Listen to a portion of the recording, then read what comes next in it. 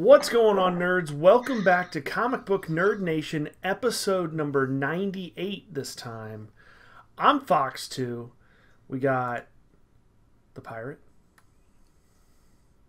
Hello, my children. And Topher. Wow, that was very spiritual. I feel moved. We don't have the whole effing Brian because he's at New York Comic Con right now as we are We don't even recording have this. half the effing Brian. We don't even have half the effing Brian. That is correct.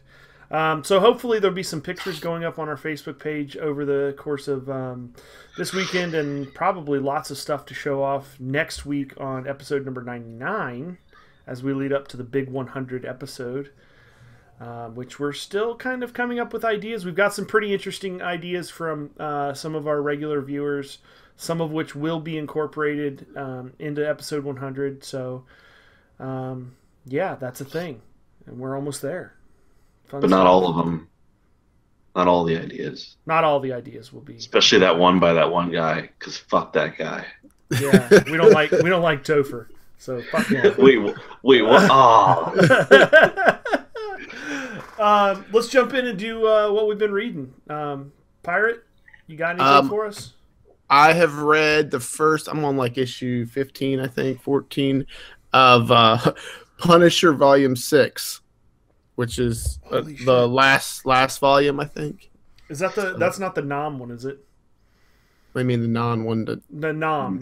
Oh, no, Nam, no. The Vietnam, no. It's the one where he's like in his 60s. Now, did you read Punisher 2099? Yes. Did you really? Not a lot of it. There was only, I think, Oh. like fucking 8 episodes of it. There's Or just, no, there was like 20 maybe. I don't know. I didn't anybody- read all of them. I don't know anybody that I've ever met that is into comic books that likes anything about the 2099 like No. stories or anything. The only neat thing about them was some of the covers were kind of cool. I read And like that's it. I read heard- them as I was buying them like fillers. Like I never like read them in like. You bought them all Run. at once, didn't you? You bought them as, Hell, a, I you might- bought 'em as did- a set. You guys have been with me buying Punisher comics. You know how it goes. Just gets like- loose on it. Just fucking. I already got 37 of that one, but I'm gonna take 2 more. Fuck it. I know. So I don't know. I heard the Spider-Man 2099 Wasn't bad. series wasn't terrible, but I didn't even read the 2099 X-Men, so Dang, that's saying something there. right. He He's- dipped back like fucking 30 some years to start at the beginning of X-Men. Like the one thing he skipped was 2099. Well, because he hasn't got to that date and time yet. Oh, That's the reason why. Yeah, that's what he's not. That's information I he's not s- I telling see. you. I mean, no, that while that's actually true, I have no intentions of reading it either. Okay, so sixth Volume series of 6, Volume 6 of Punisher. Yeah, it's the Punisher Max, I guess, is like what it's also known as. It's the one where it's pretty. It was the one written by Garth Ennis. That run. Enos. Yeah. Yeah. Did I say it Yes. wrong? Rhymes with penis. Definitely sounded like you said Garth Ennis. Garth No, Ennis. I think it's Ennis, Ennis. but I mean Enos rhymes with Anus. penis. Yeah. Oh. So does Linus and Minus and Sinus. But those aren't words, and nobody says those. I say it all the time. Oh, okay. All right, fair enough. What about you, Topher? Did you get a chance to read anything this week?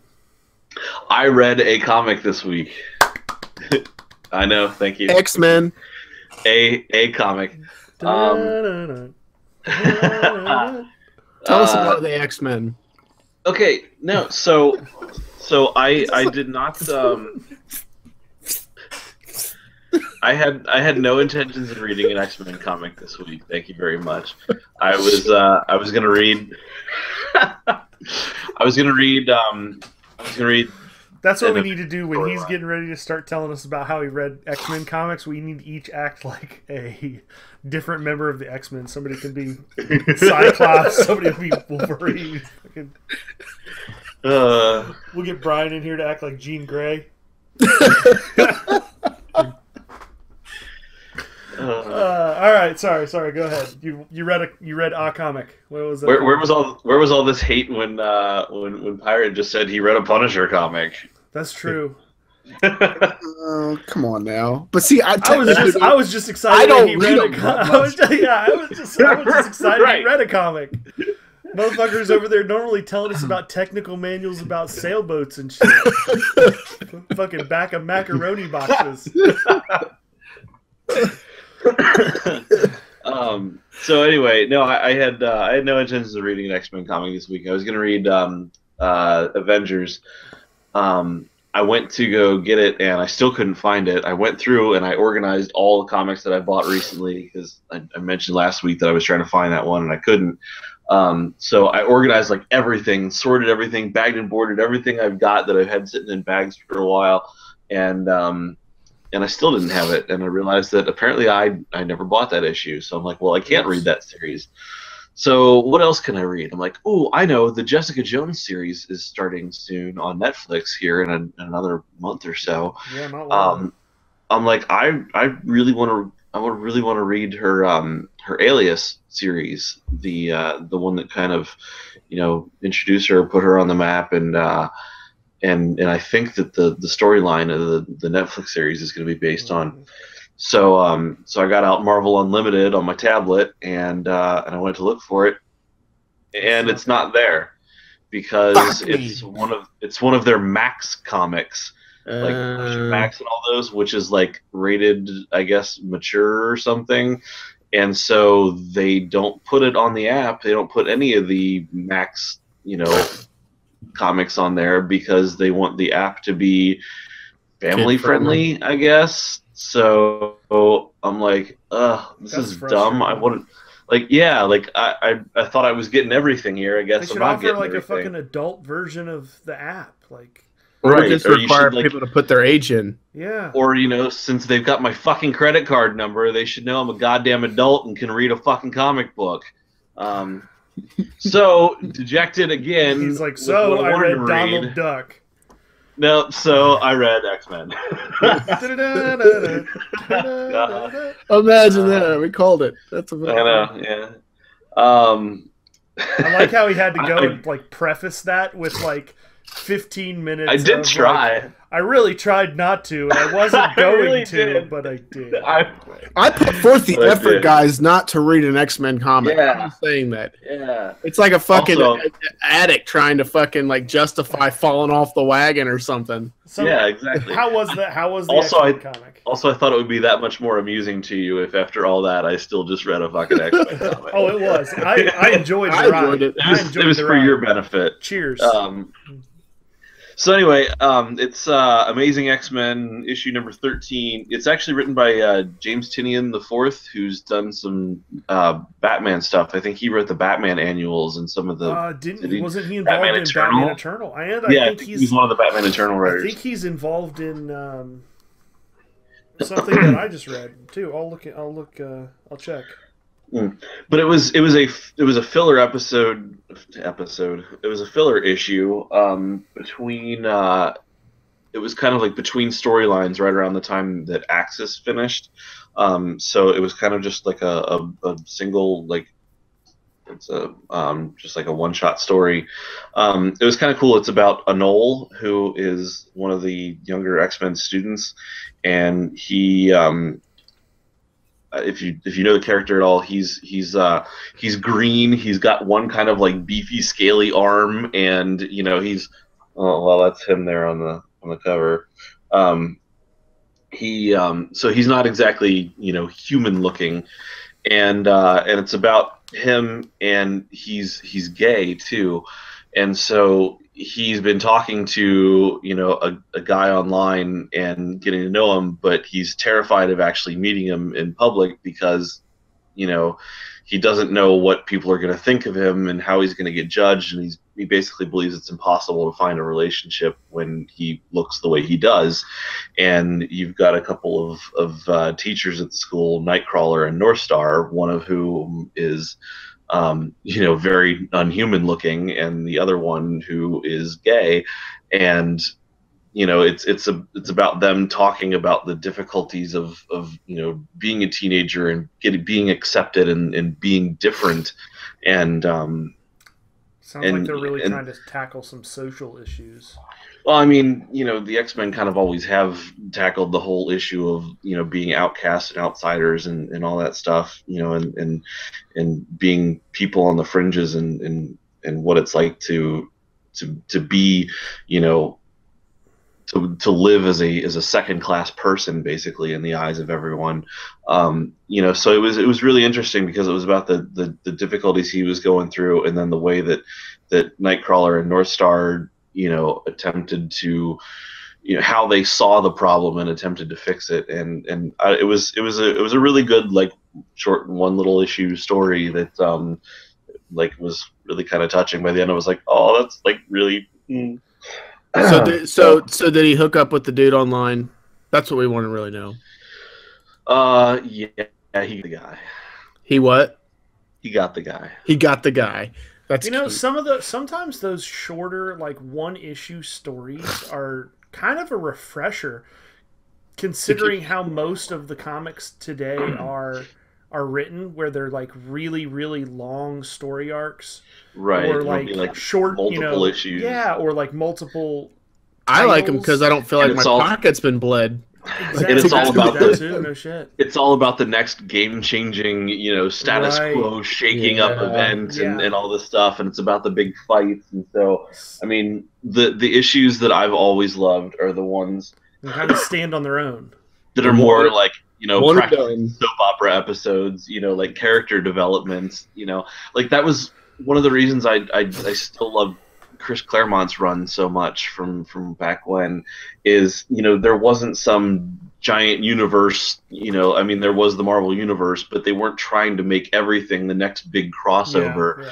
And you could have just decent stories that didn't necessarily like change people's lives or advance some bigger plot or something. It was just a day in the life of people, and it made them really good, and that's what this one was. So I really liked it. A bunch of new comics came out from Marvel this week. They started their new series, like Doctor Strange and the new Iron Man that Bendis is writing. All these new like post Secret Wars titles started coming out this past week, and I intend to read none of them because they're still like 3 months out from finishing Secret Wars. Yeah. So they're showing you the aftermath of an event that they haven't fucking finished yet. Awesome. So that's my second Marvel complaint this week. That's fucking dumb. Like, I don't. Yeah. Why not just fucking finish the damn series? Because you open it up in page 1, like bringing you up to speed on the new issues. They're already telling you how half the shit ends in their huge major crossover for the year that they're still 3 issues out from the end of. See, that's just poor timing on their fucking original, on their big issue. Like, it's probably what it is. Is it just they ran it longer because they couldn't fucking close it up? They had other titles already scheduled to launch, and they just bled right over. That's it. Speaking of big, like, climactic events that with the big battle and stuff, I went back and started and just picked up issue 42 of Justice League, which is part of the Darkseid War. It's pretty incredible. I mean, I didn't expect anything less. I loved Justice League before. Jeff Johns, everything he writes is incredible. It's a pretty badass story, and it kind of left off. I can say this without it really being much of a spoiler because the cover art for issue 43 shows this. But issue 42 leaves off with Batman sitting on the Mobius chair, which is the chair that Metron kind of rides on, that has it's all knowing. So it feeds whoever's sitting in it, it turns them into like the Wikipedia. Like, you fucking know everything about everything. Batman didn't already know everything about everything? No, and that's what... And he sits down, and the first thing he tests the chair and asks, like, who killed his parents.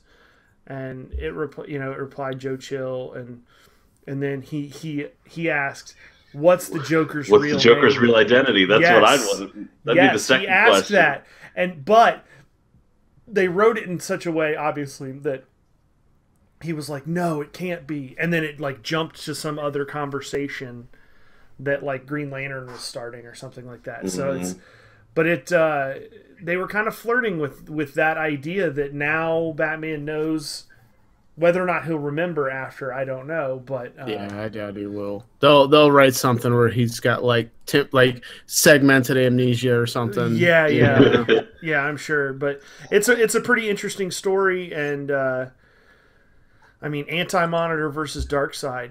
You know, that's a big battle with the Justice League in the middle. So It's fucking slamming down gauntlets. you know what I'm saying. And then So- the other thing, do what? Oh no, go ahead. Sorry. Oh, the other thing that I read this week, which is playing into what you said about James Tynion IV, a couple weeks ago, we were talking about how they were starting a series, Batman and Robin Eternal, and I was very skeptical. I was. So I decided to give it due diligence. start? And yes, Yeah. first issue came out this week. Oh, I haven't been to the store yet to pick it So up. I read that and I liked it. I liked it a lot. Actually, it was pretty good. It's basically the same crew of people that wrote Batman Eternal, which was an all-star crew of writers and artists. It's got mostly the same characters. Grayson is in it. You got Red Robin. You got Red Hood. I mean, In terms of timeline, where exactly does it fit? I think in? it's- after it's- Batman Eternal. Yeah, it's still Right, 5 okay. years ago. It's right, pretty much right after Batman Eternal, because Alright. it's making reference to the Gotham City Police Department's robot Batman and things that were kind of a follow up to Batman Eternal. And Red Robin and Timothy Drake's Robin too, not Damian Wayne. Correct. Yeah, so that's another. Yeah, it's. But are any of you guys on Instagram or like follow DC Comics on Instagram? No. Nope. Okay, they posted with the launch of that. It said Batman and Ribbon, and like everybody's like, "Holy shit! There's a new Robin. It's Ribbon," and like it was this big typo. And then afterwards, like the comments followed when they edited it and corrected it. It was like, "Rest in peace, Ribbon," and like somebody took like all and replaced every vowel in every sentence with an I. So it was like it was so funny, but made no. It was just they got a lot of flack for it. But at first I read it, I was like, Ribbon. That's And weird. Patrick, a guy we work with, showed him to me, and he was like, he's like That can't check, be right. he's like, check out the new Robin, because it showed me the picture. I was like, that looks like Red Robin. I was like, that's Timothy Drake, ain't it? And he's like, no, look at the name, it's Ribbon. Well, and everybody was like photoshopping like ribbons and shit on it. That's great. But So- the first issue ended in something that I would expect quite a few Batman fans, traditional Batman fans, to be very upset about. Spoiler alert! I'm gonna do it. I want to show you guys. I want to show you guys what I'm talking about. So, it's well known that like most Batman fans don't like the concept of one. Okay, let me one of the biggest problems with Neil Adams' Batman Odyssey. What was it? He used guns. Exactly. The last frame of Tyrannosauruses. well, there was that as well. I mean, when you go down that road, let me hang on, let me pull it up here real quick. So this is the last panel of the book. Here, if I can kind of show you Batman holding a smoking gun. The smoking gun. And he's standing right over two dead parents, and the child is grieving. Batman Maybe it's fucking a killed tranquilizer. No. Tranquilize, I don't think. So I'm interested to see what the backlash is going to be on this. If people are gonna stick with it and be cool about it, or if they're gonna like just fucking knee jerk reaction pimp smack the fucking DC authors for basically doing what condemned Neil Adams' Odyssey. Well, but Maybe it that's not- being the last panel, It's not Bruce Wayne. Yeah, Oh, or it is. There's some big reveal.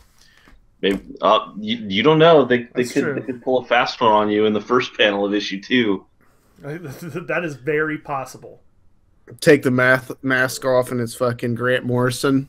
Dude, flies out. He's like, haha, I screwed Batman up again.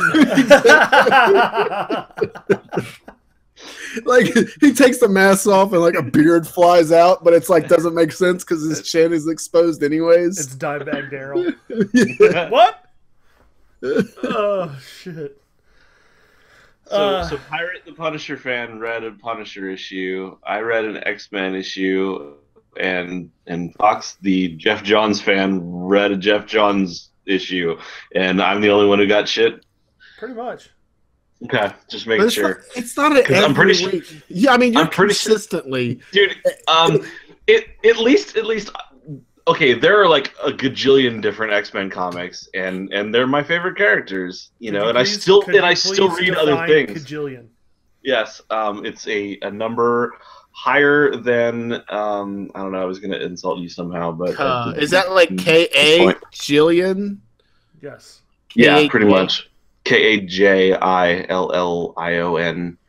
as opposed to Kajibin, which Kajibin. I'm gonna Is the Google this DC real number? quick and see if this is a word or a. it's definitely a word.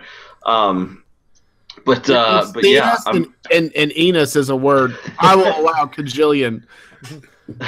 but I mean, The Wiktionary defines it as an unspecified large number. exactly.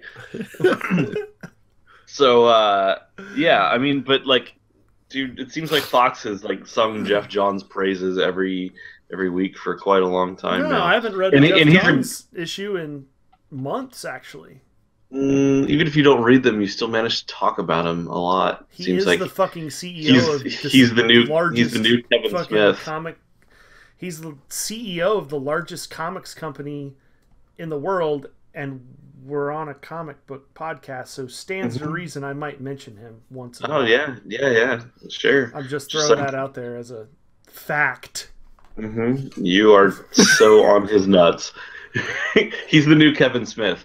For our listeners who might not have been here for the long haul, early on, Fox couldn't go 10 minutes without talking about how much he loved Kevin Smith or the next big Kevin Smith project or how great Kevin Smith was or how he wanted to pattern his life after Kevin Smith he got so tired.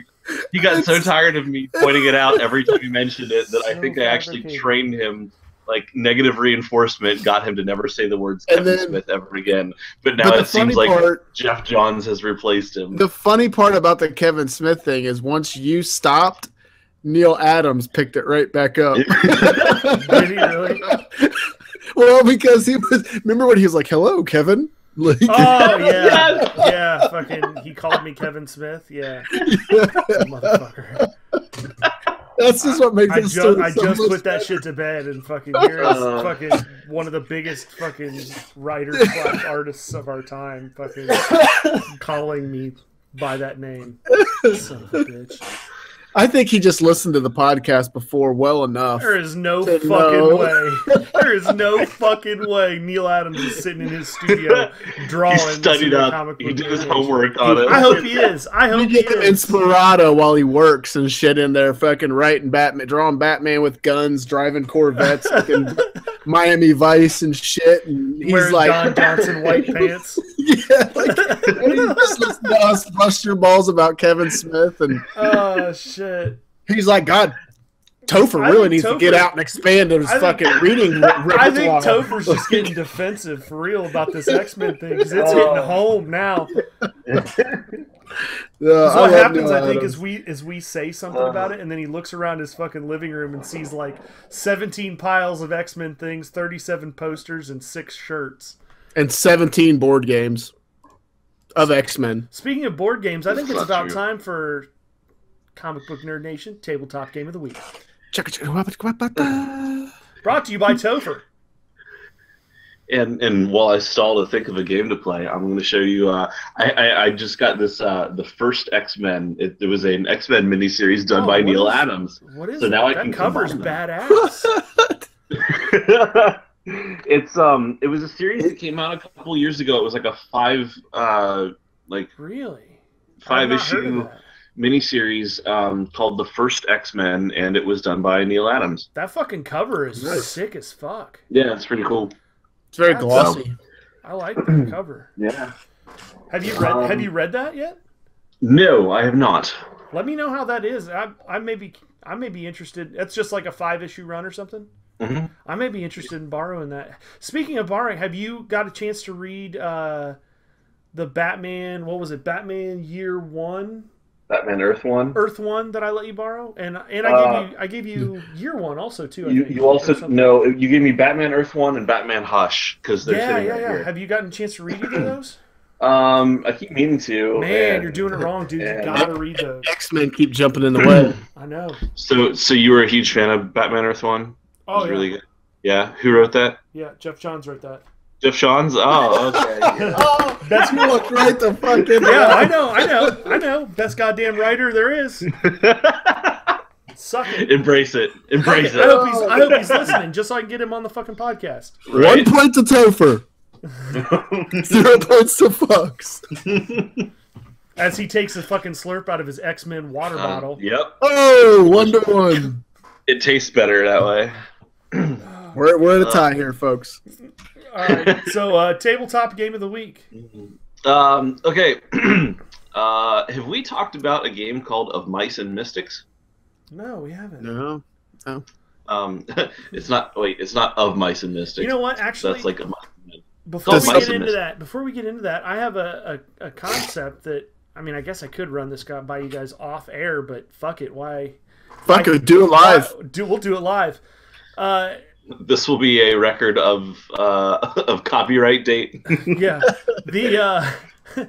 the 100th episode is coming up, obviously, and we've talked about a lot of different ideas. I mean, we've discussed a couple in some episodes, but we've covered a lot more ideas outside of the podcast, trying to come up with something special. I have a friend. I know both of you guys actively play Magic the Gathering. I used to play Magic the Gathering, and I think Brian used to play it too. I can't remember. I have a guy that I went to high school with is a promotional manager. I can't remember what his title is, but for Wizards of the Coast. Nice. And I'm wondering if you guys would be interested in potentially having him on as a guest or something. Maybe not even for the 100th episode. Maybe we just have him on just to talk about Magic the Gathering and Wizards of the Coast and what's going on over there and sing his praises. I'm definitely for all that. That'd be Yeah. cool. I mean that could be neat. Leave a comment in the comment section below if you guys are interested. If that's something that the listeners, I know that's kind of outside of our realm of comic books per se, but I thought that might be something that's a little interesting. We can ask him about comic books. He might read comic books. I also thought of an idea for the 100th episode. I was in Half Price Books the other day, and I found the DC Universe Online RPG, tabletop RPG. Not the actual core campaign or the core box set, but like I found like the Gotham campaign setting or something like that. And I was like, oh, that'd be cool if we did an episode where we like create these like tabletop character superheroes and we go across a city fighting crime and we get somebody, I don't know who can like game master it somehow or whatever. So we all have like superhero characters based off us, and just it could be pretty funny. I thought it could get a little wary, Yeah, but that's just an idea. I think in talking about the different options to do something different and special for the episode 100, we've came up with a lot of really good ideas that we could just sprinkle into after episode 100. Oh yeah, that would be just kind of a fresh take on the podcast. I mean, 100 episodes, we've done them pretty much similar, each episode, but we've got a great following. I mean, we get a pretty good number of views every week, and over the long term, we're getting pretty good number of views on the videos. I'd love to know from the people that listen to the podcast on YouTube if they see a value in us going back and trying to reestablish the audio-only versions, or if that's something that is not as desirable as the video versions. Or I would love to hear from the people that are checking out the videos on YouTube if that's something they would like or not, or what. So let us know. Chris gonna have to work now. We'll figure something out. Let's talk about, what was it, Of Mice and Mystic. I'm like, another new thing we should do is we should start timing how long it takes between when Fox says, let's do the tabletop game of the week, and when you guys actually let me start talking. Yeah, but nobody really cares about that. I know. That's the whole point. I even said back in like episode 40 when we started that shit, the whole point of Tabletop Game of the Week is to fucking laugh at you while you're trying to talk and we're saying perverted jokes and interrupting you. Right. Well, then this has been another successful segment of Mice raging success. So tell us about Of Mice and Mystics. I've never heard of it. I think it's actually just called Mice and Mystics. I think I keep putting the "of" in there because Of Mice and it Men. sounds like a Steinbeck novel. Yeah. Look into the flowers, Georgie. George. Look into the flowers, Georgie. Look into the flowers, Georgie. We're all going to hell. Yeah. Yes. Just so that we have that established. Mice and Mystics is a board game it's kind of like a slightly more whimsical like dungeon crawl kind of game. So if you've ever played, like Dungeons and Dragons or Pathfinder or something, like the more combat aspects of it, where you've got a board, a map, you roll dice, you move around, move up to attack this guy, and roll to hit, and then do damage and all that stuff. It's kind of like that gameplay, but if you've ever seen a game like Shadows of Brimstone or something where you don't have to have a GM, you don't have to have somebody running the game, because there are rules for how the enemies move and everything. So it's basically a co-op dungeon crawl campaign kind of game, but it's a little more almost fairy tale-ish, because you play as the prince of this kingdom who, like, the queen has been like kidnapped or something, and some like wizard, sorceress, something turned you and your friends into mice, and so you are now like shrunk down, you're a mouse, and you're fighting against these other evil rats and whatnot, and you're trying to sneak around the castle and trying to find what happened, and go go hunt down the bad guy, and go rescue the kidnapped queen. I think it is queen, princess, something. So it's kind of cool because yeah, kind of.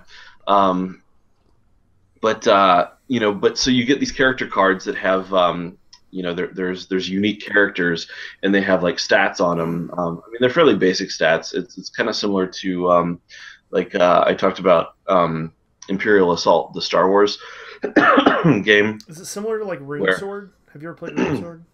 I have not. So played the video game of it. RuneSword's really fun too.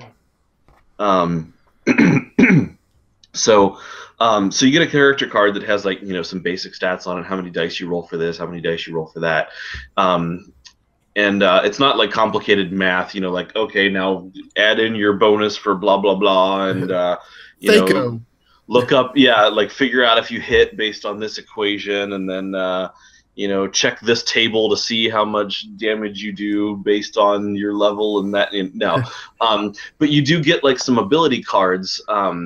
It's some of this is kind of similar to the way Imperial Assault worked, the Star Wars tabletop dungeon crawl game, where you have a card with some basic stats. There's some special dice that you roll with different symbols to show whether you hit or miss or not, and then and then you get an ability card that you get one to start off with, and then you can level up as you go, and you can learn more cards. So you get to take another ability, choose a new ability card for yourself each time you level up. So the way you level up is by collecting cheese, and your cheese is used as like a resource pool too to do your special actions. But if you ever complete an entire cheese wheel, you can cash it in to level up. But it's pretty neat because the pacing is really good on it, whereas in a lot of combat games like this, they kind of encourage you to just do whatever makes the most sense for the party in terms of staying alive and going about it very methodically, and then like make sure you kill everything and then loot everything, search everywhere. It's a very okay, kill this guy and then do a ton of stuff in this room before you move on kind of deal. They kind of take care of that a little bit and introduce some pacing here by you have the bad guys also have their own little cheese wheel, and every time a round passes and there are no more enemies left in the room, you start adding cheese to the wheel, and if it ever fills up, then a whole new group of powered up enemies spawn.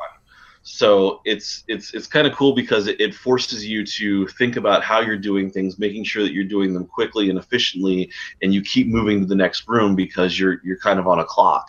And so it's kind of cool that the way that they can add some pacing and a timed element to something where it's a complete co-op game and you don't actually even have a GM game master type person, controlling the enemies and deciding what happens to you.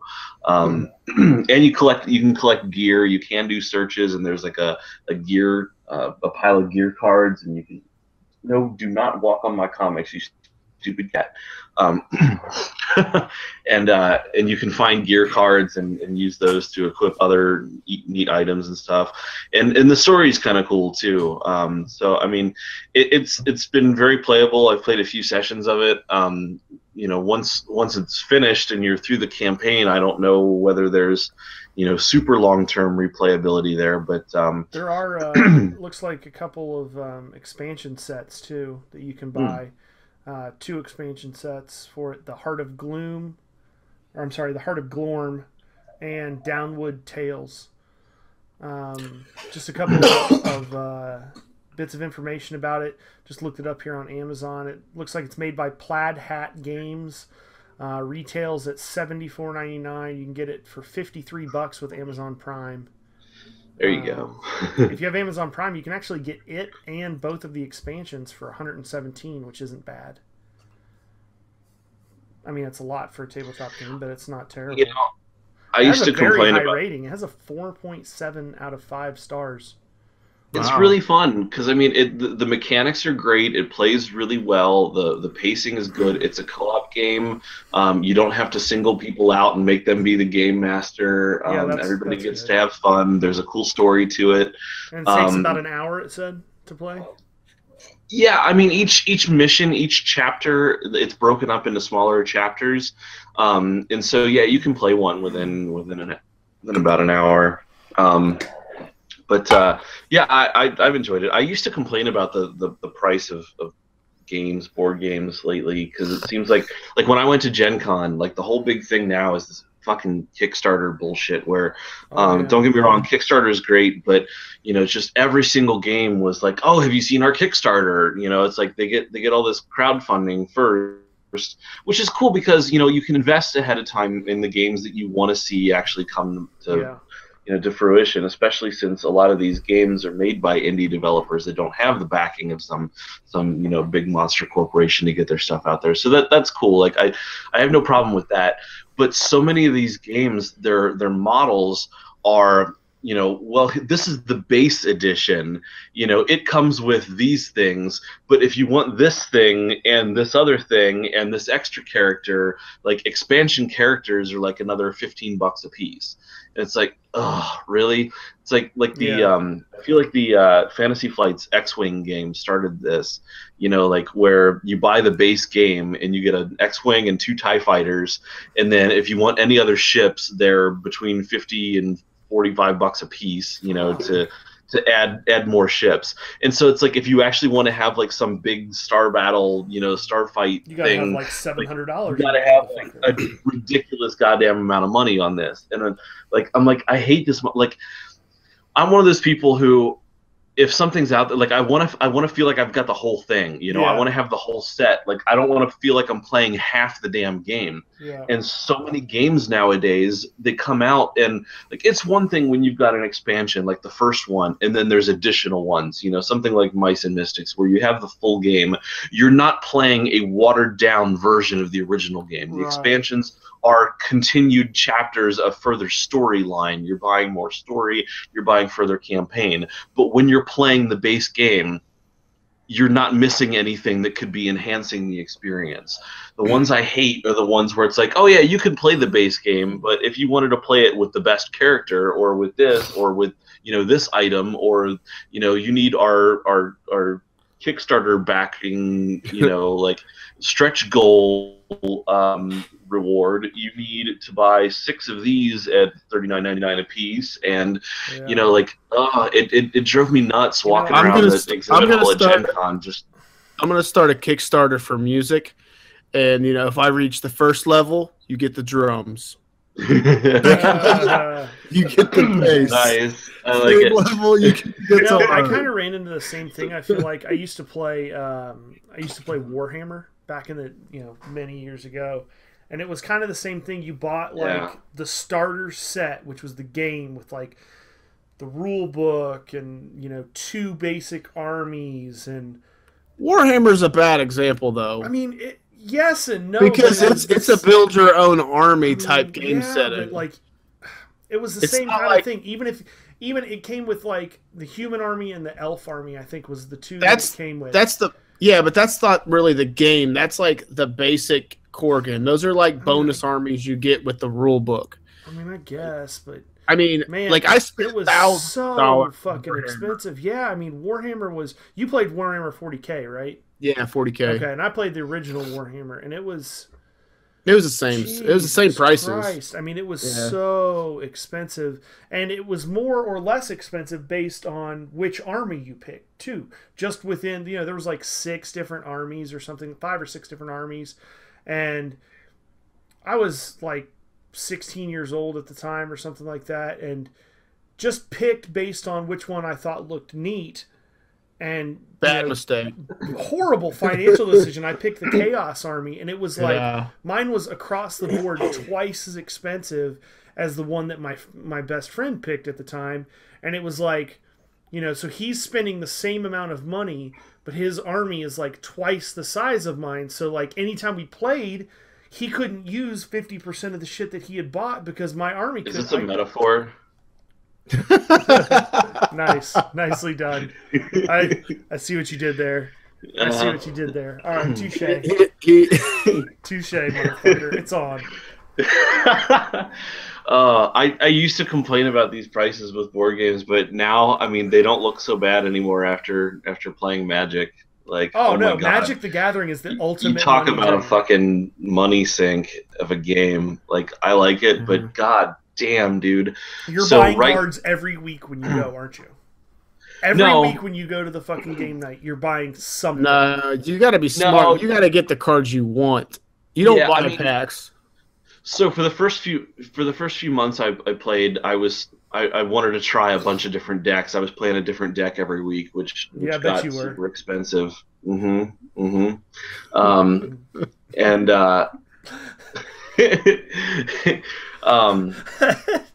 forgot. I completely lost my train of thought there. That was good. You're busy playing with all those decks. But now it's like I'm to the point where I don't want to keep spending that kind of money, you know. Like I need to start trading the cards that I have to get the other ones that I want, because I would just be like, oh, I might build a deck with that. So I'd never like trade or sell any of my shit. I'd just buy more. Well, you like the more aggressive deck, don't you? I like the good aggressive ones. In terms of colors, Nothing soft. I like to play with black. It's I feel like you can just get more bang for the buck on a black deck. On a black aggressive deck. Yes, on a black aggressive deck. No, but it's like you were saying about your Chaos Army thing. If you play blue right now, you know, blue's like the control color. A lot of smart ass people like to play it who like to fuck over other people. It's basically the color of assholes. Blue is the color of assholes. So he's telling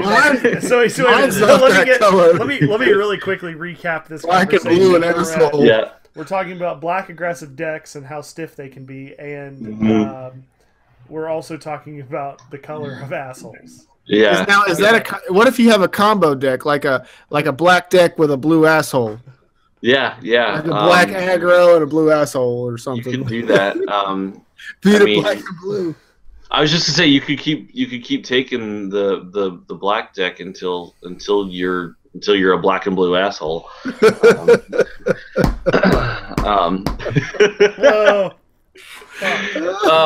So the hits just keep coming. If you're playing blue right now, there's a card that just, I guess it got it did really well in the last, like, you know, some big event in Indianapolis last weekend. So like there's now the current Jace Planeswalker card. He's like an $80 fucking card in standard, which is that's the like one you've got, right? No, I don't have any of those. But like standard is the format that's like the last year and a half's worth of cards. That's supposed to be like the cheapest format because it's all current stuff that people are still opening in packs and supposed to be in high supply, and you know, like they're not going to be around forever, so the value tends to stay, you know, fairly card level. Tournament use is cheap. Yeah. Well, but I mean, these are standard cards, you know. I mean, yeah, sure. If you're looking at like, you know, legacy, vintage, modern, you know, all cards played in those tournaments, but like standard, even for tournaments, the card pool is the same as people at the local, you know, Friday Night Magic at your local gaming store, and these cards are $80 a piece. And here's the thing: if you're playing a deck with that, you need a full play set of them, which is 4. So you have to run 4 copies of a card that's really good in your deck. But they do that every block. They always have cards that are in that. I feel like there I feel like there hasn't been an $80 card in a long time. No, like it was when I got back to playing, and like it was. I was looking at tournament decks, and I was just gonna I jumped back in, and it was like maybe a year or two ago. Jumped back in, pulled up like top 8 tournament decks, and like every one, I think it was like a Esther deck, or I can't remember. Esper. Yeah, that card, like one of the card in there at the time was like $75 each. Like, so even it's just whatever's winning tournaments. It was the same all the way back to when I was playing, when it was like revised. But see, and something else. It was totally different, like back then, than it is now, because then it was a matter of the prices never dropped. It was those cards were they fucking got more and more expensive. Right, because they weren't based on tournament usage; they were based on actual rarity of a card.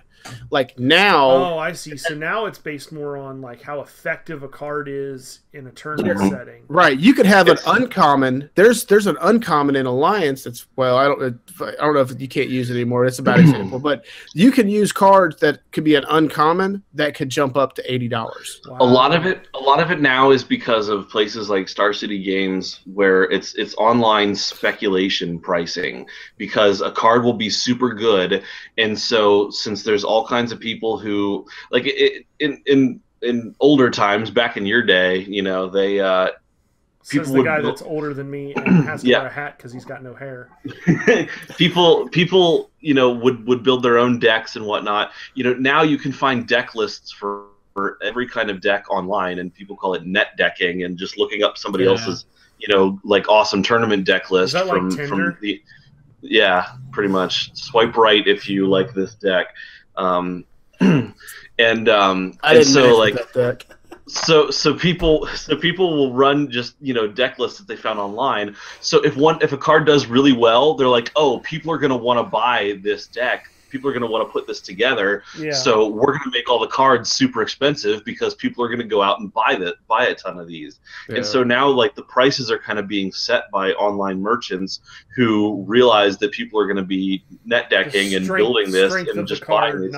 Yes, so they're basically like setting the prices and gouging people because they know people are gonna want the best cards because who likes to lose, you know? But like it's fucking ridiculous. This is America. Like, so you run 60 cards in a deck, and if you have a play set of Jace, 4 Jaces, 4 of the blue-white fetch lands that you need right now, 4 of the blue-black fetch lands that you need with it, those 3 cards, just 3 cards, to get play sets of each runs you about $500 right now for standard. That's fucking crazy. Fucking ridiculous. How much would you say? I mean, you don't have to answer this if you don't want to, but like, I know you play not like super competitively or anything like that, but you play every week in like the game nights, and you said you've played in a few tournaments, not a lot, but I mean, in your best like competitive deck, your best tournament deck, how much would you say you have in that financially? The decks I run are probably, I don't know, some of them are I mean, like, I kind of share pieces between them. Yeah. I'll tend to like the expensive cards, I'll tend to reuse them and build another deck around them. Right. So like, but I would say like it's probably around like $300 ish in a total. Yeah, it's and I never intended it to be that way, and I haven't like just straight up bought $300. I mean, I'm sure I've bought $300 worth of cards, but I didn't just be like, give me that deck, I will give you $300. It kind of just happened. I mean, yeah, it kind of happens slowly over time because you're like, oh, I'm gonna buy cards for this. But I mean, some of it is participating in the events. I mean, like I paid $25 for the pre-release event a couple weeks ago, and you get like several packs of cards with it. So you get cards for playing in the events. Yeah. So I mean, some of it is like you get your entry fee paid back in cards. So I mean, like a lot of it is like packs that I've won from doing well at events, or I've bought a lot of cards. Don't get me wrong. I've spent a ton of money on Everybody cards. Plays Magic does.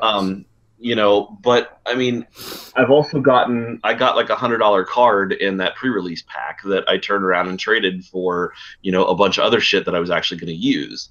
So, I mean, like, well, I'm sure I have well over, I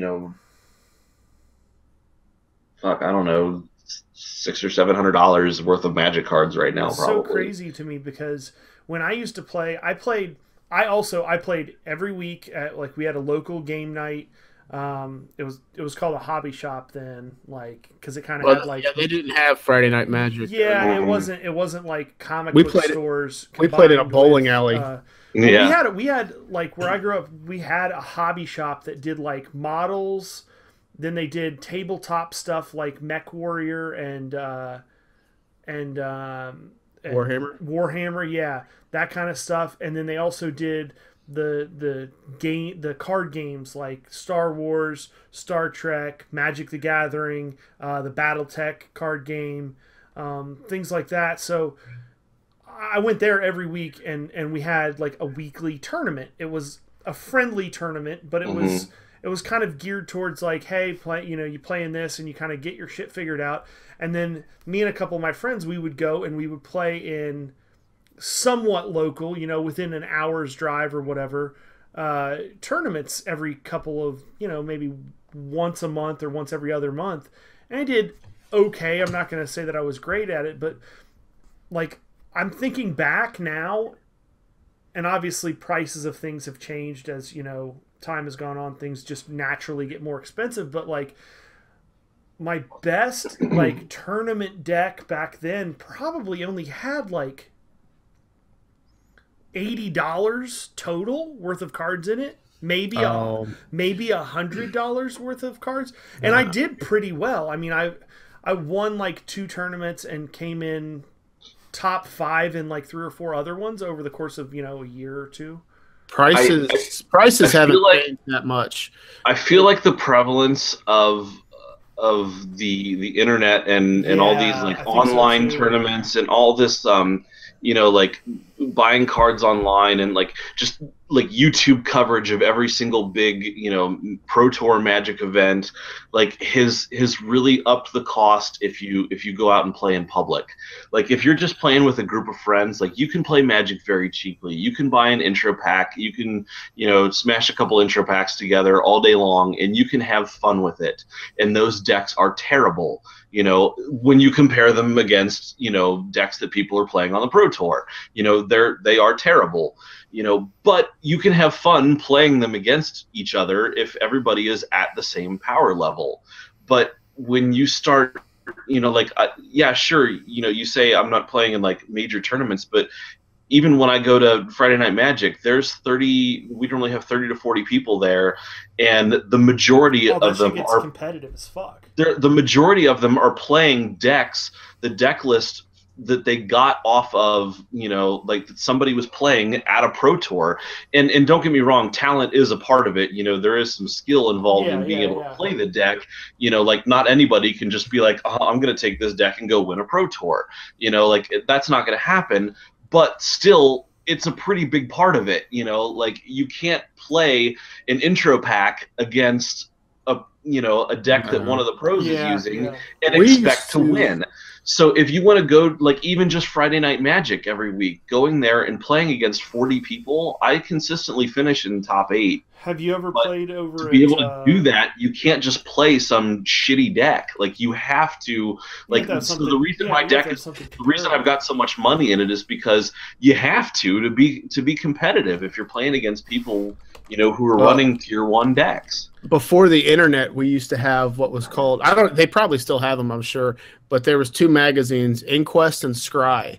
And it was basically, Inquest was like, I think it was actually done by Wizards, which was the comic book pricing guide in the 90s and 80s, and I can't remember. But Inquest would have like the pricing guide for all the cards, but they would also have like key combos that are being played or like in general combo cards. They would have like all the pros decks, what they're playing, how to play them, like what cards are in them.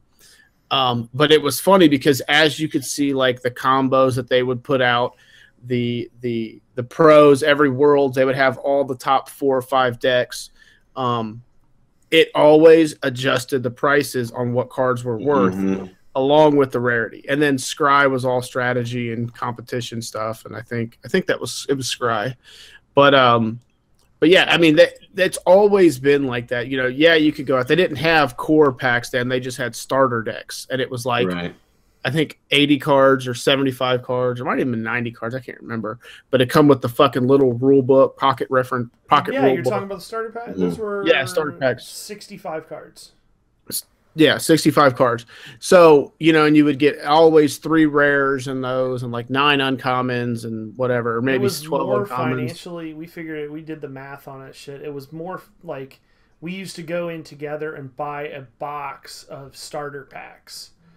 We would get. And you got better cards than if you bought a box of booster packs. We would buy box of boosters because we had plenty of land. We just wanted straight up like just give me the cards, like. And I even we used to know where exactly to get which card, the best card. No, in the starter pack. Yeah, it was no, in the box. Yeah, in the box. box. Yeah. It was like the left bottom side, left, bottom left center. Yeah, it was like halfway down left on the left side. Yeah. Like we would fucking that was the shit. Apparently years ago, like somebody wrote like I don't know if it was just a document, if there was actually an app for it, but you could basically like, scan the serial number of a box and it would like give you a map and show you like literally every card in there because somebody had the formula for tracking like where shit goes. But wow. they now randomize it. Like you can't do that anymore. Like the whole bottom left pack thing, like they go to great lengths now to make sure that that randomized. Everything is completely random as fuck. Now, have you ever played at Illuminati? Illuminati closed down. No, they are no longer in business. Yeah, unless it happened recently. It happened about a week and a half ago. Oh no shit! I did not know that. Yeah. because they moved to a bigger location. Yeah. No, they And then- shut down. Wow. They sucks. they threw everything out. I knew a couple people who went dumpster diving because they basically took everything in their store and just threw it in a trash bin out back. Fuck, I would have done that. Yeah, I bet it was because of the Illuminati. Could have been. could have been. So let's. No, I never played there. Let's jump over and talk about the news. I'll take it. I'm kind of I was hoping for nasally today. The I was hoping for the news at the end. News, motherfuckers. I'll take that as well. The Justice League Dark What film, won't you take? your black deck. The Justice League Dark film. It looked like it was in trouble when Guillermo del Toro dropped out due to some differences with the studio, I believe that was. I can't remember. But it looks like it's back on track now. Scheduled to be directed by Scott Rudin. I don't know if you guys have heard of him. Apparently he directed Addams Family and the new Steve Jobs film. Please tell me that the dude from the Constantine TV show is going to be in it, because that'd be awesome. I have no idea. And I I'm doubt it. significantly less excited about this movie without Guillermo del Toro. Like, Yeah. significantly less. Yeah. Yeah, he would have made that awesome. Yeah, that's mean, what I'm saying. Like, I wanted to see that. Like, I'm kind of 'Cause the- familiar with some of those characters. I've read, maybe 10 or 15 Justice League Dark comic books. It's pretty interesting stuff. Not my favorite, but it's not bad. I mean, the Addams Family is just like the Justice League Dark. Or not at all. I mean, they got all the weird, creepy people that do shit, and they have some semi-weird things going on, and it's dark. Yeah. And that's probably what some studio exec said. I know, Oh, at the fucking end. Addams Family, that's got to be just like this shit. Yeah, it and can't that's- be different. it's Instead of unfortunate it, you got because- Swamp Thing. Instead of Lurch, you Yeah. got Frankenstein of Shade. It's unfortunate because I really feel like Del Who's Toro Uncle Fester? would have done a fucking stellar job. Dead Man, Yeah, Dead Man. Boston Yeah, Brand. okay. But yeah, so we'll have to just kind of see. This is a rumor that's been out for a while now, but Marvel recently came out and said that they're open to the idea. What are you guys' thoughts on Ronda Rousey as Captain Marvel? No, Don't like I it. don't really like it. I mean, I don't say it wouldn't be good. I think she mean, looks like her. I think she could I think pull the it look, off. the look but is there for sure. I just but- think that she just needs to concentrate on fighting. I don't think people she's in her got the division. acting chops. I don't think she has the Yeah. acting chops to be a carrying role. Right. She's done some stuff where she's part of action sequences, and she's done She's in Expendables 3, I I think. haven't Wasn't seen she? that one, but I mean she's got the athletic ability to help carry a fight scene and stuff. I get that, and I've kind of grown to accept the fact that some of the top tier MMA fighters are doing that for supplemental income. I don't necessarily like it, but they have the skill set to carry those fight scenes and make Well, them look more realistic. I think by the time Captain Marvel comes out, she'll be retired because she's already said that she's going to retire. And if that or here soon, and if that's the case, well, maybe not here soon, but like I think in the next couple years probably. 2 years or something Yeah, like I'm that, sure. 3 years. So if that's the I would- case, and then she retires, then I think it's fine. But I don't know. I would like to think that we're past the point where we assume that just because somebody has the physical prowess to do, the demands of a physical role, like they look like they could actually be the real life version of something, doesn't mean that they can actually play a character. Like, how many times have we put martial artists in movies and they are terrible fucking I agree, actors? but I think you're right. I think that they should have the acting ability first, but I think that the actor should also look like he could do the things. I you don't agree want, with that. You don't want some Oh, no. fucking twig Yeah. thin, like nerdy definitely- looking chick playing Captain Marvel. That's You just definitely not Captain want Marvel. somebody who can play the part, but to say, I mean, at the end of the day, it is an acting role. it is not a stunt double, and so I feel like it's a disservice to the acting community to say, hey, look, we know this is a role for somebody, and we know it requires. It's a big role. We know it requires acting, but we're going to hire somebody who isn't even an actor, like, because we think they'd be better at it than you. Like, I feel like that's an insult to the acting community, and says, yeah, your job isn't really a talent. Like, it's not really and just anybody can do it. You don't have to, you don't have to be, trained at this or work at it or anything. Like, your craft is meaningless. Like, we're just going to plug some random asshole because they look better at the part. For the first time in a long time, I 100% agree with Topher. So yeah, I don't know what her acting ability is, but I would like to think that if they're going to do that, then they at least make sure that she can act. And that's not to say you can't have decent actors like The Rock. I actually like The Rock as an actor. He actually has turned into a pretty good actor. But let's be honest, the WWF was acting. Yes. Like, I wasn't a super huge fan about Dave Bautista as Drax. I still don't really like him as that character in Guardians of the Galaxy. I didn't read the comic books, but as just a comic book enthusiast that was not into that particular title and didn't know much about that particular character, I liked that character. I thought it was good. I thought he did a good job. I thought he had good comedic timing. I thought it was okay. I don't know if he was true to the comic book version. He played the role as written well. Yes. But I did not think the role as written was like it was did the character in the comics justice, but that was not his fault. That was more on the writing. Right. I would agree with that. So I did not get to see Age of Ultron in the movie theaters when it came out, but recently it was released on DVD and Blu-ray, and I finally got around to watching it. We never really did a full-blown review of Age of Ultron, mostly in my fault, because I didn't go see it and I was excited about the movie all the way up until when it came out on Blu-ray. Mostly your fault? Okay, it was 100% my fault. Okay. It was 100%. Every week, I will admit it. Every week, can we talk about Age of Ultron this week? Oh, I still haven't seen it yet. Next week, can we talk about Age of Ultron this week? And we're gonna talk about it when Brian's not here. That's right. I'm okay with that. I'm okay with that mainly because he's at New York Comic Con. Fuck him. Okay, we're back. Had some technical difficulties, some bathroom breaks, some gathering of adult beverages, and we're back, motherfuckers. Oh, I forgot to fill up my X-Men water bottle. Sucks for you. Age of Ultron. Okay, we should make an X-Men beer. An X beer. I would drink that. Yeah. You would drink the shit out of that.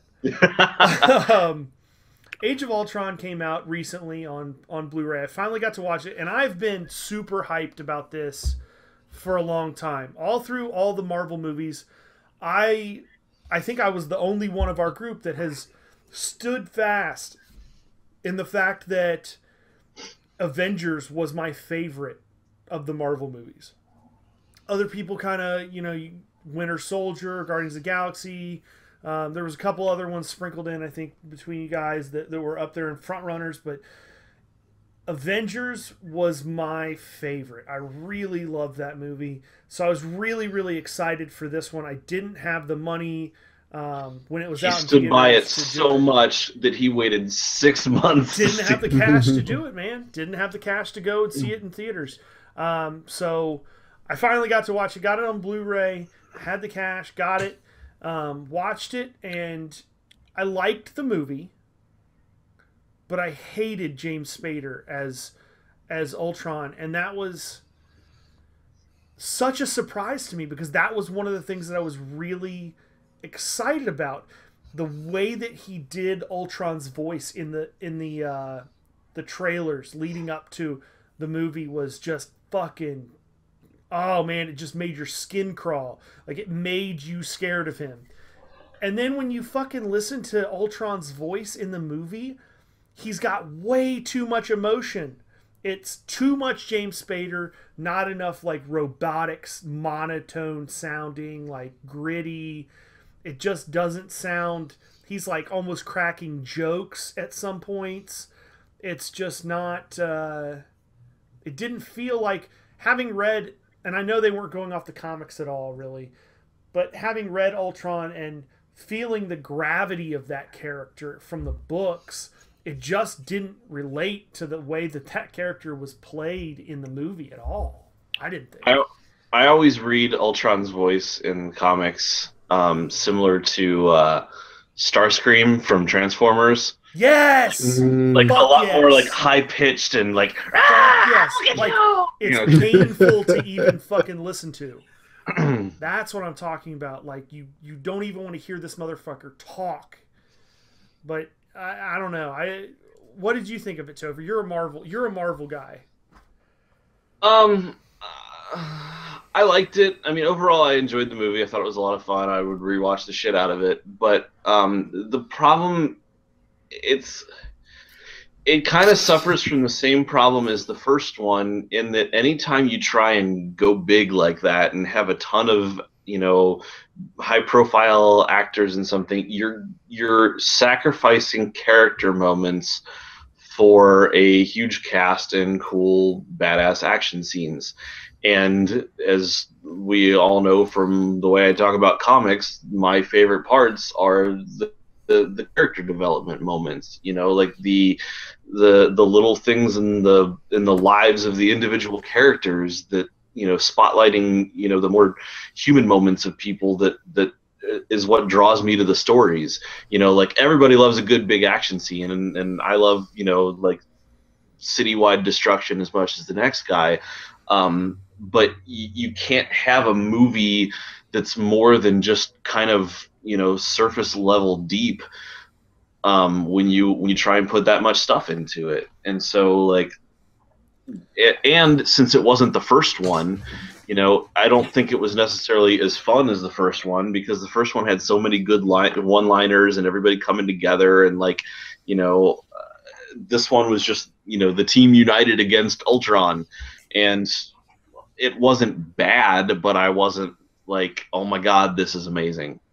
The other thing that I wanted to mention, if you go back and listen to the podcast when we talked about Winter Soldier and our thoughts on Winter Soldier, my take on it was that it was a good movie, but I really didn't like Black Widow as the way that it was portrayed in that particular movie, because of how overly flirtatious she was with Captain America. There were some disagreements amongst the group with that statement. I'll give you that. But I just want to say I told you so, because in this new movie, they actually reference how overly flirtatious she was in that movie. It's in the dialogue. Captain America even says he's experienced her being overly flirtatious. She was supposed to be in that one, though. Like it, it wasn't.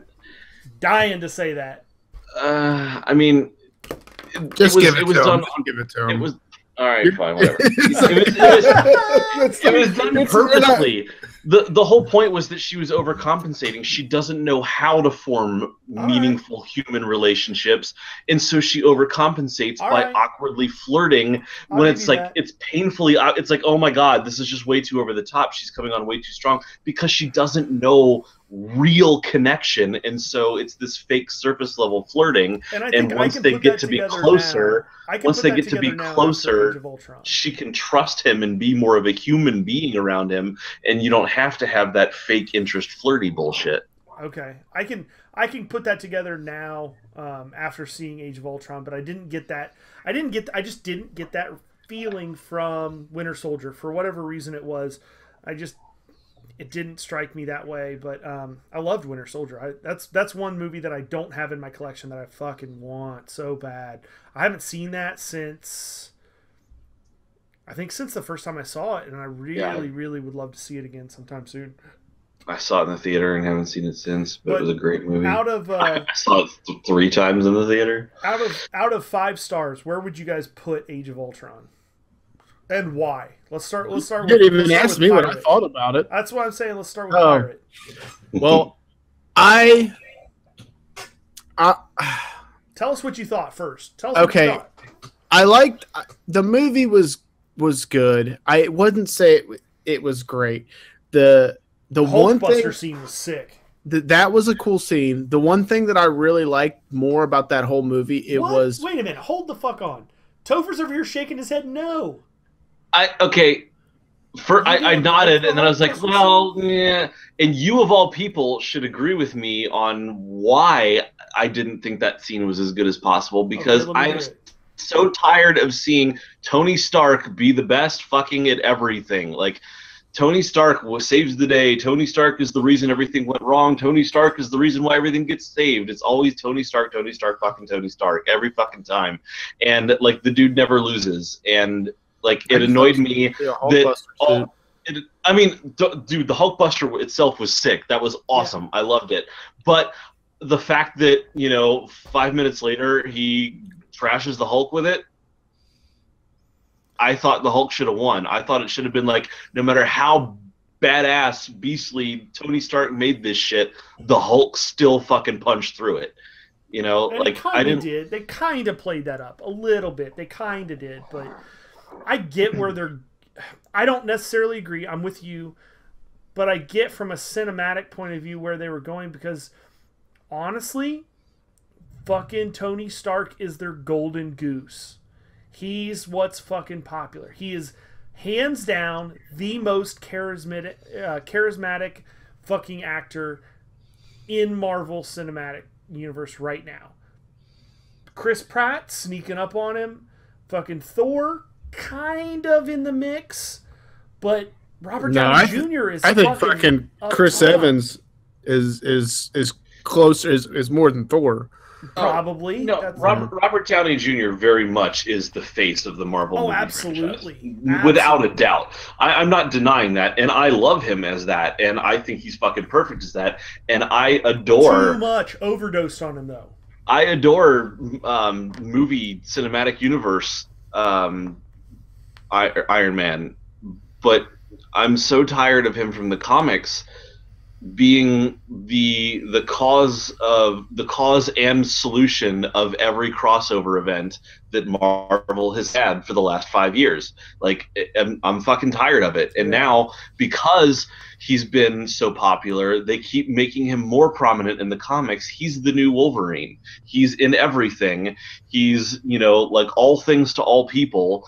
God only knows what his actual personality is, because everybody just writes him the way they fucking want to so that they can make him show up in their book and in every fucking crossover. Yeah. And now the main, like, the flagship title of the new Marvel universe stuff is gonna be the Iron Man book. Like, he's their new Batman, basically.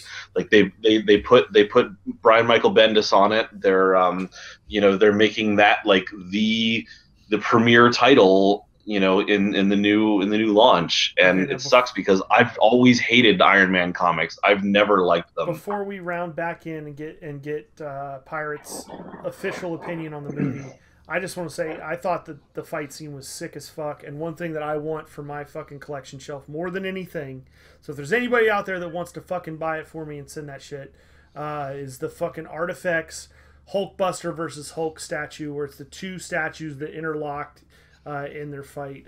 Hook it up. Somebody send that shit to me. They've got him at Astonishing. That'd be dope as fuck. Pirate, back to you. So the one thing that I really liked overall about that whole movie was the focus of Hawkeye, and how, it wasn't his own movie, but we got a little bit more into it. Like, he has a family. What?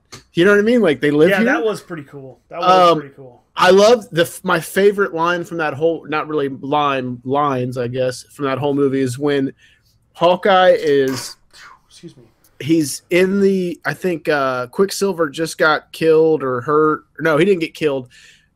Scarlet Witch was hiding in the house, and he's like, oh, the motivational speech. Yeah, he's like, we're on a floating city, fighting robots, and I'm shooting or get the fuck out. He's like, I'm shooting a bow and arrow. Either you're an Avenger, or he's like, you go out there, be an Avenger, or you stay in here, or something like that. Like, that was fucking. That was the best line that I fucking loved. That was pretty badass. There was moments of greatness in this movie. Yeah. It's just unfortunate that they couldn't piece all of it together to be a great film, because it wasn't a great film. It was a really good film. It was a good film, but there was parts that really took away from it and just kept it from that top fucking tier of movie. It was not as good as Winter Soldier. It was not as good as the first Avengers. It was better than Thor: Dark World, for sure. I kind of like Thor: Dark World. I like Thor: Dark World too. I thought Thor: Dark World was pretty good. I didn't like that they took out the entire. They took Loki completely out of it. Well, not just that. They took Thor pretty much completely out of it. His whole scene, did you see the deleted scene? I have not watched that yet. I have it obviously, but I haven't watched it. I hated when I watched it, I was like, Thor comes, he's like, I gotta go. He comes back. He's like, about the Infinity Stones. Done. Let's go do this. That's it? We're this many movies in, and that's all you're going to touch on the fucking Infinity Stones? Infinity Stones, I fucking loved the end credit scene with Thanos. Oh, yeah, I got to do it myself. I got to do this myself, and fucking grabs the Infinity Gauntlet. Oh. What do you guys think about Infinity War coming up? You can see I'm a fan. I got the Infinity Gauntlet #1. Signed by George Perez, hanging up on the wall. Hopefully they don't leave out a 30-minute scene that explains about the Infinity Gauntlet. I'm fucking worried, man. I'm fucking worried. There's a lot of shit that, Age of Ultron, back to Age of Ultron for a second. I really feel like, and I understand why they couldn't have done it like this, because of contracts and characters and rights to characters and things like that, why they couldn't have done it like the comic books. But fuck, the story was so much better in the comic books.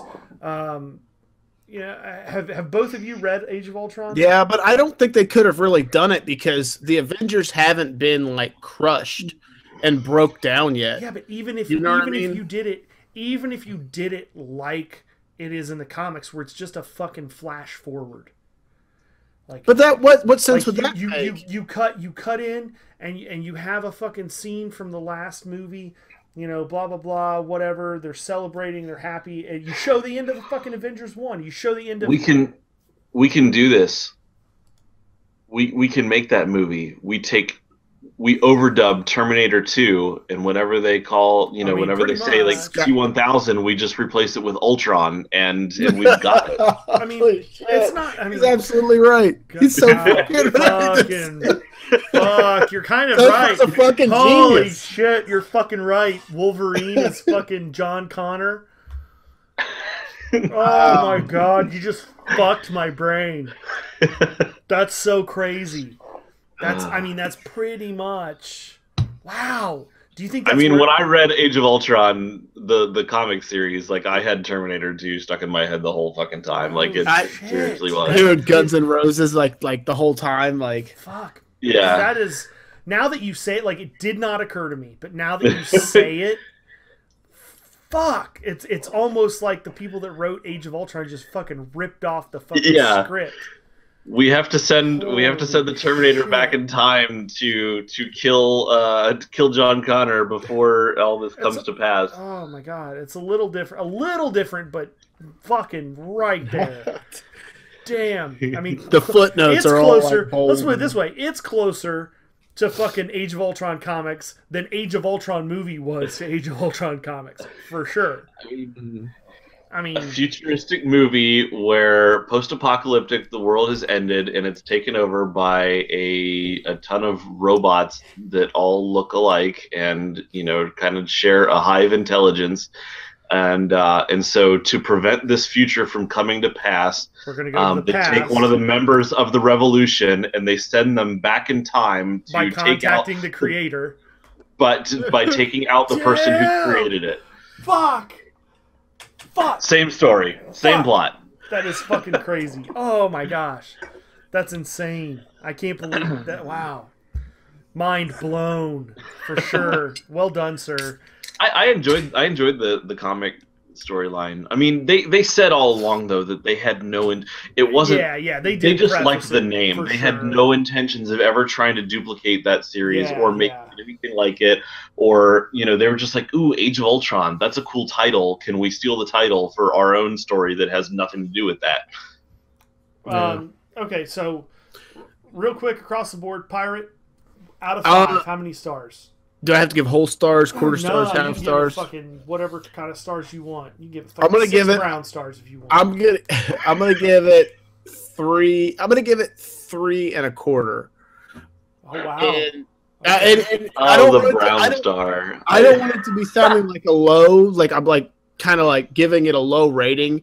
I just What's your top Marvel movie? Let's go that route. What's your top Marvel movie?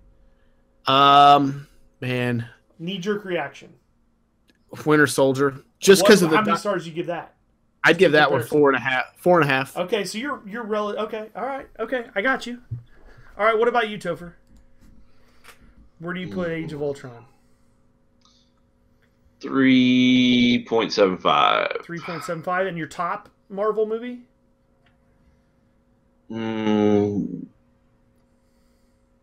Winter Soldier, I think. I think Winter Soldier was the best movie. What would you give that? Of the bunch? But I always find it hard to rate things because I feel like there's normally 2 different scales. That's all right. Like, don't preface artistically how good was a movie. Don't preface it. Just tell us what you're. Just throw some goddamn stars out. All right, yeah. All right. Winter Soldier, I would give 4.5. All right. I would give Age of Ultron probably, man, it's hard. 3 3/4, 3.75. My top being Avengers at 4.5 also. But between the two, I definitely have Winter Soldier and Guardians of the Galaxy. Yeah, Guardians of the Galaxy was like my toss around. That's I can watch that movie anytime. If that's there one of those movies I can put it in anytime. If there would have been more Guardians of the Galaxy storyline movies, like that would have been tie-ins or something like that, I probably would have went with Guardians. I know they will, but I would have picked that one as my top. But because there was so much that unfolded and so many dynamics that changed in Winter Soldier. Let's talk for a minute about something that you brought up. Actually, you know what? We'll get to that next. First, let's talk about Bryan Cranston. Bryan Cranston has came out and said that he wants to play a major comic book villain. Marvel comic book villain. He said that he would play a Marvel comic book villain as long as there's one created for him. That's what I was getting to. Yeah. What a pretentious fuck. Yeah. What a piece of shit. I'm not going to say that. No, but fuck that. There's like 70 years of fucking comic book history. He probably doesn't know that. I don't give a fuck if you know. How do you not know that? I think how do you not know? Scared. Explain to me how you don't know that comic books have been around forever. But if you don't read comic books, how do you know if there's probably a comic book character based on you? Superman. Is Bryan Cranston a competible person to play Superman? No, but I'm saying if you've never read comics, right now, who would Bryan Cranston play? Forever. Who would Bryan Cranston play? Right now, I would say Norman Osborn. No, I mean, but no. But a Marvel villain? Yeah, that's DC. No, it's not. Norman Osborn. No, that's Osborn. Osborn. That's Spider-Man. Never mind. Yeah, you're right. Green Goblin. All right. I like him in that role. I like him in Norman. I mean, he's a great actor. I think he can do a lot of roles justice. But that's a fucking pretentious dickhead statement. I want to play a fucking... Marvel's got a great cinematic universe going on right now that's based on decades of predated history of comic book greatness. Characters that have been steeped in tradition. I think you're giving Marvel too much credit. I'm just saying, fucking. I'm playing. But I'm not gonna fucking play one unless they fucking create one for me. Fuck him. Fuck it. Yeah. He's out. In my opinion, you know what? I think that he's just scared he's going to get backlash from the comic book community, like so many other actors have done. They should have picked him for Lex Luthor. Well, not after the new information that's unveiled that they're doing Lex Luthor. We're going to talk about after this. Hold on. What if What if Kevin Smith and Jeff Johns created the villain? I think it would be terrible. I think it would be terrible. First of all, Kevin Smith has Because it's not going to happen in a Marvel movie. No, for real. Kevin Smith, everything aside, Kevin Smith has no business doing a fucking comic book movie. Movies. That's the man that created Jersey Girl. I don't give a fuck what. He has no business doing comic Batman wouldn't be who he is today without Kevin Smith. He doesn't have any business doing a film that big. His biggest film to date was Dogma, which I liked Dogma. It was funny. It was good for what it was, but it wasn't a huge, giant action movie. Red State's really the only movie that he's done with any kind of action in it. Shit. It's fucking Jay and Silent Bob Strike Back, Blunt Man and Chronic Man or whatever it is. There was a fight scene. I mean, okay, but it's not like a fucking... It's just not... And then Jeff Johns, like, great comic book writer, yes. But there's a difference between writing a comic book and writing a script also. There's a big difference there. Yeah, but if you get somebody who is a great comic book writer and a semi-decent good script writer... You pair those two up together, and you know what's going to happen is Jeff Johns is going to write a fucking comic book, and then Kevin Smith is going to fucking adapt that into a script. Because he likes to write the movies that he directs. And it's going to turn out being a turd. Because it's not going to be anything like what the original was. I don't know. I like Kevin Smith movies. I do. Admittedly, I think he's a great podcaster. I think he's good at the movies that he does. But I don't think that he has any business doing a superhero movie at all. Like that's way out of his depth. Way out of his depth. That's my take on it. But I think back to Bryan Cranston. I think it's just really pretentious to think that because of his newfound popularity with Breaking Bad and because of the fucking breakout star success that he had, because that show was incredible. And that's all he's done since then, hasn't it? Huh? That's all he's done since. No, he has a movie that's coming out called Trumbo. Oh, okay. I'm not sure what it's about, honestly. But I think it's just crazy that he could even insinuate that Marvel should create a new character for the cinematic use. They haven't even touched on all the fucking villains that they've got. Not even remotely. Not even... Like I said, there's plenty he could play. I just think he's worried about the backlash, that he would rather have a new one created for him that would allow him to not that would allow him not to be criticized for a role that, he's fucking up, or whatever, which I don't think he would, but I don't know. What do you think, Topher? I don't know. I'm waiting for other bigger Marvel movie news. Other bigger Marvel movie news. You got some? Yeah, they've announced that there will be an Ant-Man sequel. They are making Ant-Man and the Wasp. Oh yeah. I still haven't seen Ant-Man yet. Well, we've seen the Wasp suit at the end of Ant-Man. Yeah. Spoiler alert. When does Ant-Man come out on digital and stuff? I don't know. It came out in August, so probably. Yeah, they might try and get it out for Christmas. I mean, it came out didn't it come out in like August or something, or was it July 8th is when July. So yeah, July 8th. So yeah, I mean, if they keep up, yeah. So I would imagine it would probably come out right before Christmas. It was really good, honestly. I've heard nothing but great reviews about it, dude. Ant-Man, like before the best Marvel movies so far, I thought were Winter Soldier, Guardians of the Galaxy, and Avengers. I think Ant-Man might be up there. Like it's as good a movie as those. It's definitely a different kind of like Guardians of the Galaxy, a little different. A different feel. Like different pace, kind of a different style of movie. But still like a really good blend of action and comedy. Like I like, dude, it was a great movie. I loved it. See it. I really can't. Ant-Man was really good. I liked especially the fight scene between him and Falcon. Is like the best in that whole movie. Like it's I like how he keeps taking like I'm sorry. the most fun little surprises of the movie and just straight spoiling them. No, I mean that's all right. Like I know Well, that you know what? I didn't see it up front, and I get that, and that's cool. Like, Yeah, but I'm you still, can't expect the world to hide the Yeah, news. you know, I can't expect the entire world to not throw out spoilers. But that's now that I've seen Age of Ultron, that is the next comic book movie that I didn't get to see in theaters that I'm really looking forward to. I am happy that now with my new job situation and everything, I am in a place where I should be able to see more of the comic book movies as they come out in theaters. Assuming he's not cutting his grass that day. Assuming I'm not cutting my grass.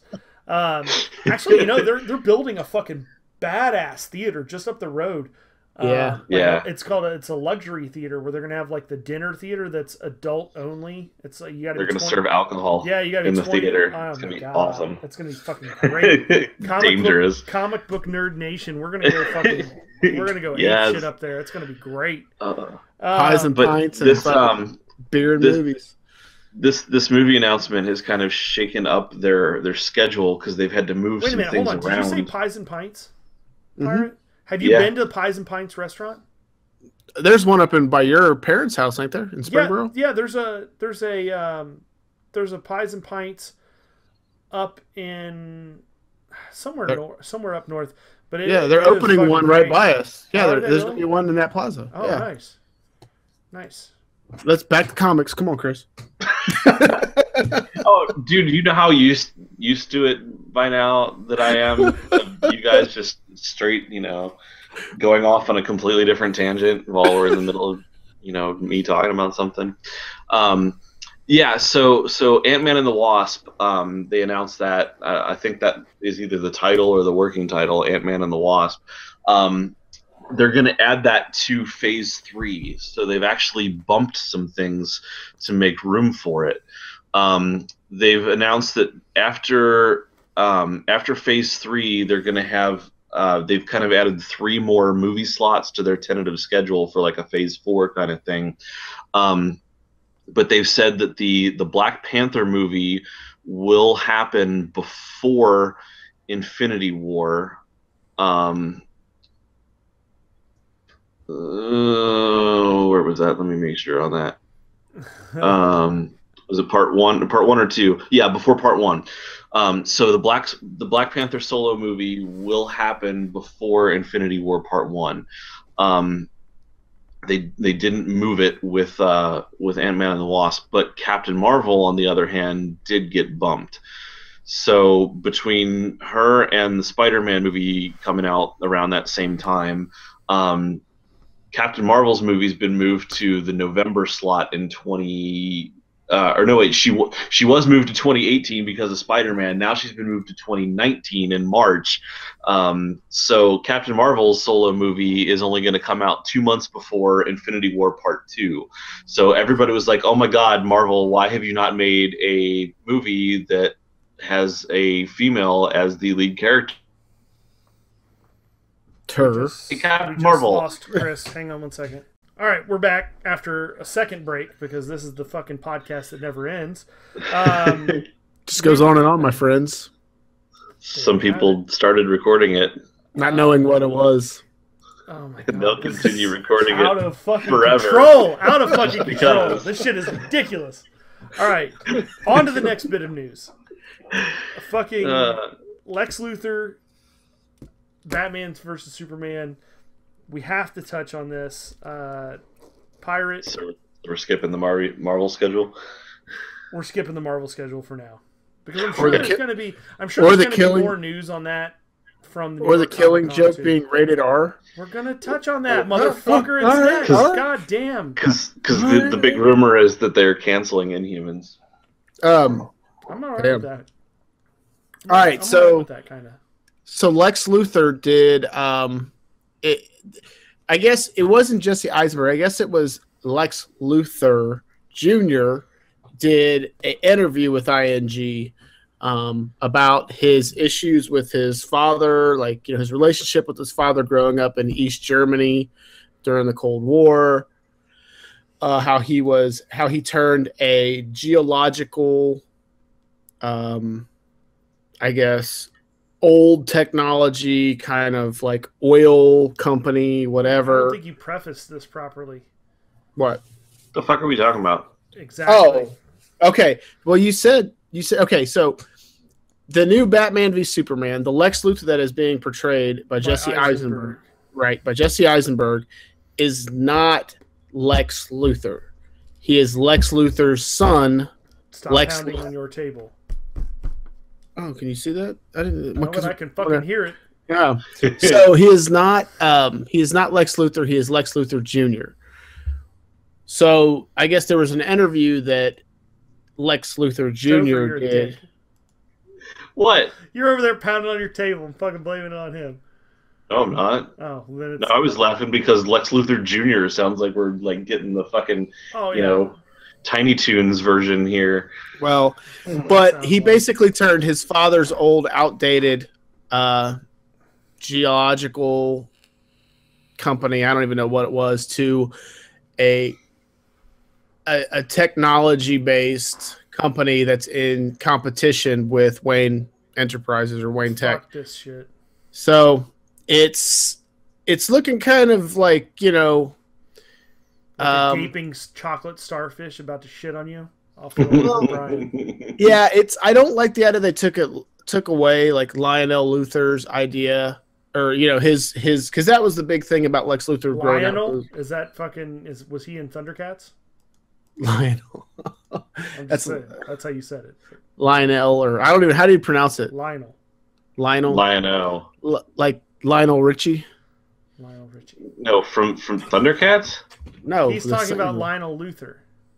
Oh. Lex Luthor's I thought you were talking about Thundercats. I'm like, yeah, that's Lionel. what I'm saying. He was like Lionel. But like, it wasn't Lionel. Oh! But anyways, it's this long ass podcast. I'm tending to getting a little drunker. It happens from time to time, but it's I don't nothing good. Nothing good is going to come of fucking using Lex Luthor Jr.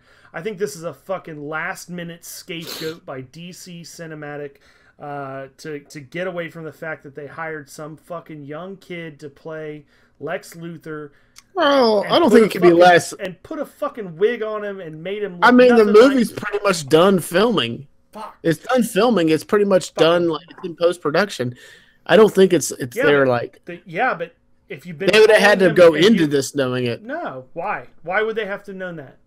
Why? You call him Lex Luthor the whole fucking movie long. Call him Lex Luthor the whole movie long. It doesn't matter if he's Lex Luthor Jr. They just don't call him that. They call him Lex. They call him Lex all movie long. Well, what is it? They call him Junior. I mean, if I was... Or Bubs. They call him Bubs. Bubba. Deuce. They call him Deuce. What's up, Bubs? Lex Deuce. All right. I don't think... Last bit of Wait. news. I'm gonna pretend to be Brian for a minute. Yeah. The whole movie's gonna be a deuce. Nice. Animated Killing Joke movie. Gonna be rated R. We get to see Gordon Commissioner's wiener. That sounds fantastic. Commissioner Gordon. I am all about that. Yep. Yeah. It's amazing. Did I say it backwards? It's amazing what happens when you put your words in the right order. Wait, what did he say? I heard Commissioner Gordon. Commissioner. He said Gordon Commissioner. Oh. We get to see Gordon Commissioner's wiener. Fuck! I've had too many beers this early in the morning. Which is weird. Fuck. Which is weird that that's the first thing that he gets excited about. Well, because remember when we talked about the Killing Joke and I said I remember that you were the fucking only one that remembers that there's apparently one panel in the fucking Killing Joke where you get to see Commissioner Gordon's dick. Well, it made when you get a new comic, the first thing you don't do is flip through all the pages and find all the dick panels. No. I'm always looking for new deck ideas. Well, then you're the weird one here. Apparently, I'm the strange one. All right, well, that's about it for this fucking comic book podcast that never ends. Now that we're at fucking an hour and a half plus long on a 1 hour episode. Fuck. Next week's going to be long too, probably, because we're going to have boatloads of news from New York Comic Con, I'm sure. And it's going to be episode 99, which is the prelude to the super long episode, probably, of episode 100. Fuck it. We don't give a fuck about the clock. Fuck them. I'm Fox 2. We got Pirate. I drank too much. And Topher. I drank too much water, and now I have to pee. See you, bitches. See you guys.